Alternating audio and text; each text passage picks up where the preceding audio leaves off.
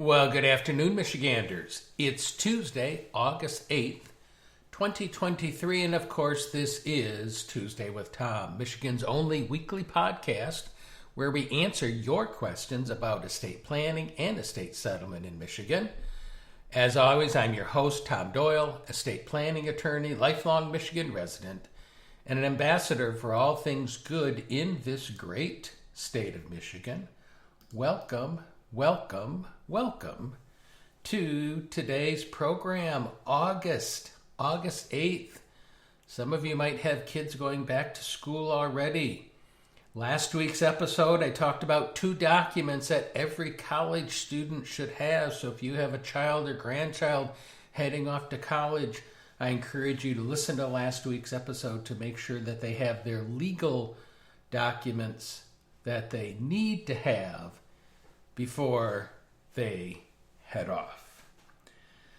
Today's show, the IRS eliminates step-up basis for some assets. But please remember, what I'm about to discuss is, as always, for educational purposes only. It is not intended to be legal advice. You need to work with your attorney to determine what is appropriate for you and your estate plan.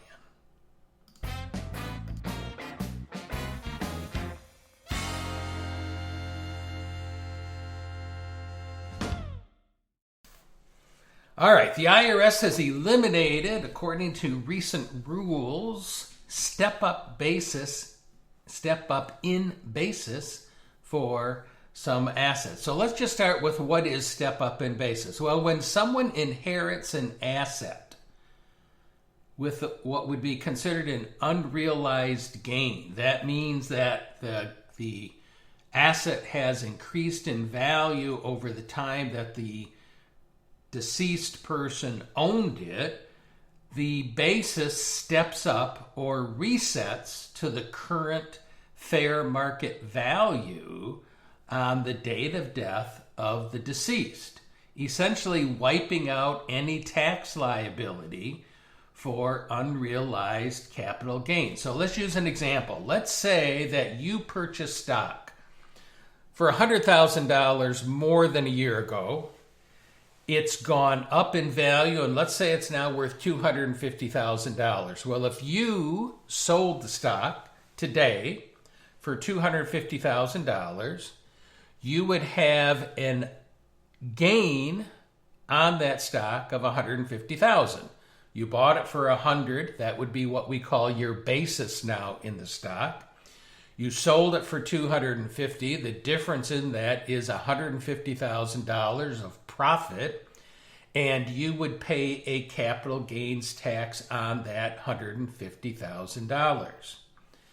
Now, if you left that stock to your heirs, so you still own it, you die, and your heirs are now going to receive that stock at the time of your death, their basis steps up to what it is worth on the date of your death. So in this example, let's say you bought it for $100,000, your heirs receive it, and on the date of your death it's worth $250,000, their basis in the stock steps up to that $250,000, which means if they turn around and sold it for $250,000, there would be no capital gains tax paid.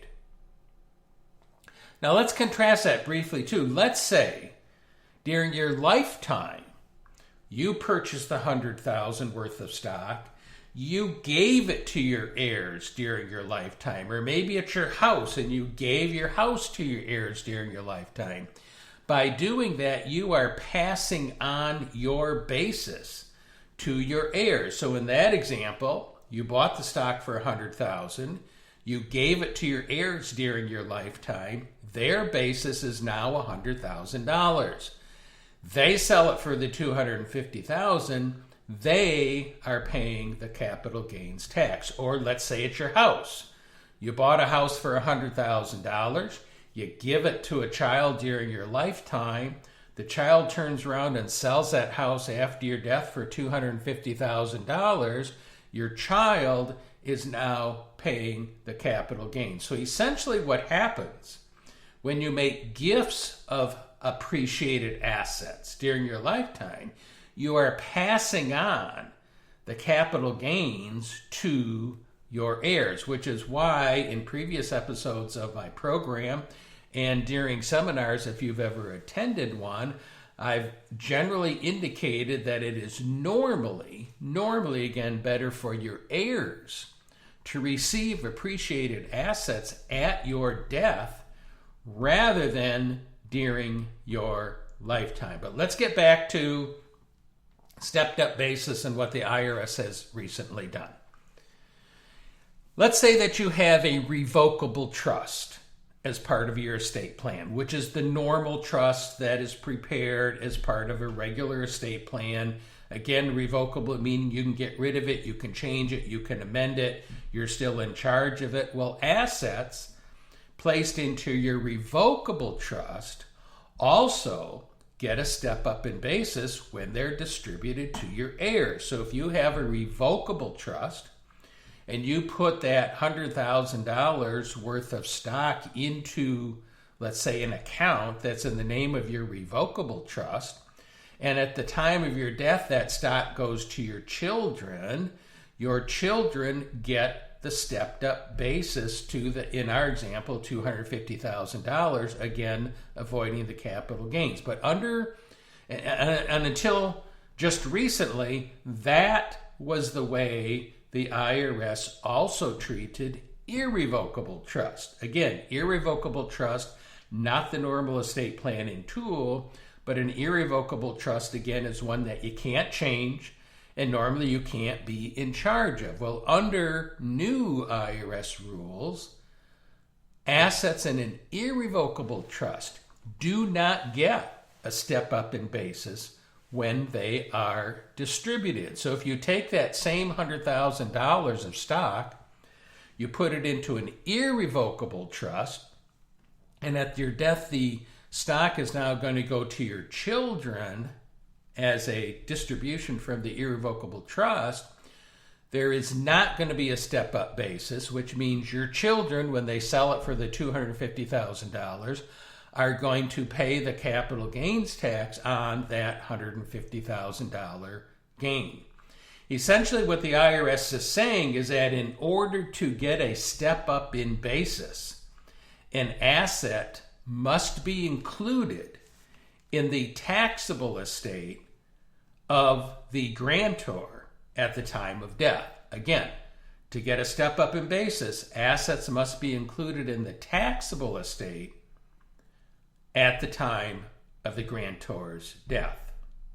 So if you have an irrevocable trust as part of your estate plan, make sure that you review it, make sure that you look at what it owns and the basis on any of those assets happen to be in there to make sure it complies with the updated IRS rules, and do whatever you need to do if it's important to preserve the step-up basis in those assets when they pass to your heirs. Now, why do people have irrevocable trust? Well, two primary reasons that folks are going to look at having an irrevocable trust. One is it's pretty common as oftentimes as part of Medicaid planning that is done today.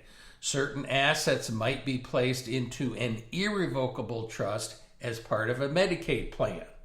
Again, if that's been done, you need to review the assets and the trust to see, do you need to change anything in light of the new IRS rules denying step up in basis? And the second reason that oftentimes people are going to have an irrevocable trust is perhaps having what Michigan might call a domestic asset protection trust. It's normally used to protect assets from creditors. So you have an estate, you want to set up some or all of that into this irrevocable trust, perhaps a domestic asset protection trust, so that creditors can't come after those assets. If you were to get sued by somebody, perhaps you're a professional and you're concerned that you're going to be sued and you're trying to protect assets from being subject to the claims in that lawsuit. And another common use of the asset protection trust now is in the area of divorce. You're looking at getting married, you're placing assets into a domestic asset protection trust so that if the marriage fails, those assets won't be subject to claims by your spouse in the event of a divorce. So there are reasons that people will use these irrevocable trusts, and it's simply making sure that if you're going to now have an irrevocable trust, or if you already have an irrevocable trust, that you are mindful that what is going to happen with those assets if they happen to have increased in value before they're going to be distributed out to your heirs. You also have to be mindful when you have an irrevocable trust, when you put appreciated assets into the irrevocable trust, when you put them in the irrevocable trust. So let's say you've got that $100,000 worth of stock, you put it into that irrevocable trust. That is essentially going to be treated like a gift to another person, because the trust is treated as a separate taxable entity, which means you're going to be passing on your basis in the assets to the trust, so that if the trust then turns around and sells the asset, the trust is going to be paying the capital gains tax when it is sold. So again, be clear, we're not talking about the everyday normal revocable living trust that people have. We are talking about irrevocable trusts. Now, I suppose there could be a situation in which somebody had a revocable trust, but they died and now it becomes irrevocable upon death. And for some reason, some assets now get transferred into that irrevocable trust after your death. You also have to look at those assets, because in that case, those assets, depending upon whether or not they were included in your estate at the time of your death, if they were, the IRS says there will still be a step up in basis when they go to your heirs. But if they were not included or able to be included in the taxable estate at the time of your death, then again, there would not be a stepped up basis in those assets.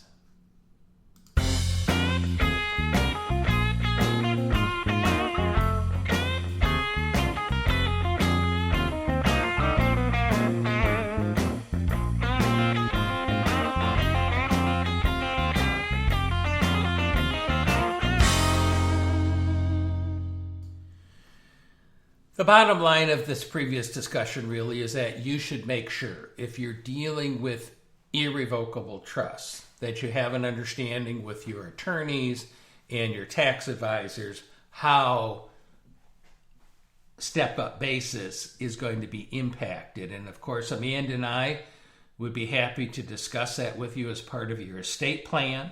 We would be happy to work with your tax advisor to make sure that if there are any changes that should be done relative to those assets and that irrevocable trust, that those things are taken care of.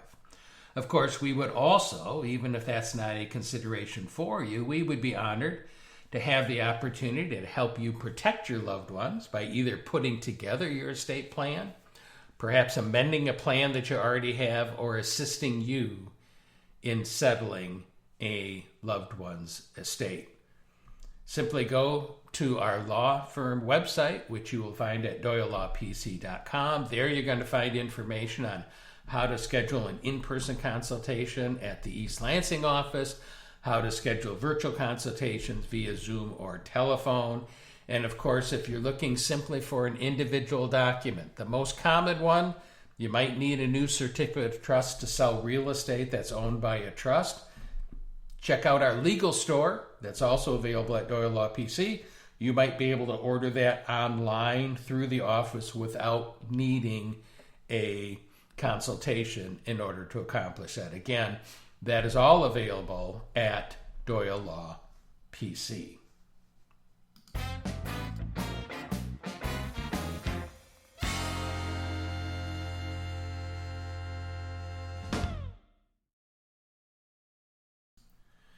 Well, I think that's going to be it for today's show. Though, as always, if you have a comment about the program, a topic that you'd like to have me discuss, questions that you'd like to have answered, and many of the topics that I covered during the program are as a result of people asking me questions or saying, hey, Tom, can you talk about this particular issue?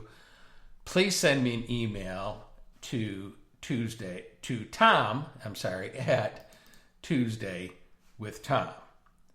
Please, of course, follow us on Facebook. Invite your family and friends to follow us. That would be Tuesday with Tom, as well as Doyle Law PC. Remember, Tuesday with Tom is available on Apple Podcasts, Spotify, Google Podcast, iHeartRadio, Spreaker, probably any other service that you use to listen to podcasts. You will find Tuesday with Tom is there, and you can always ask your smart speaker as well to play Tuesday with Tom.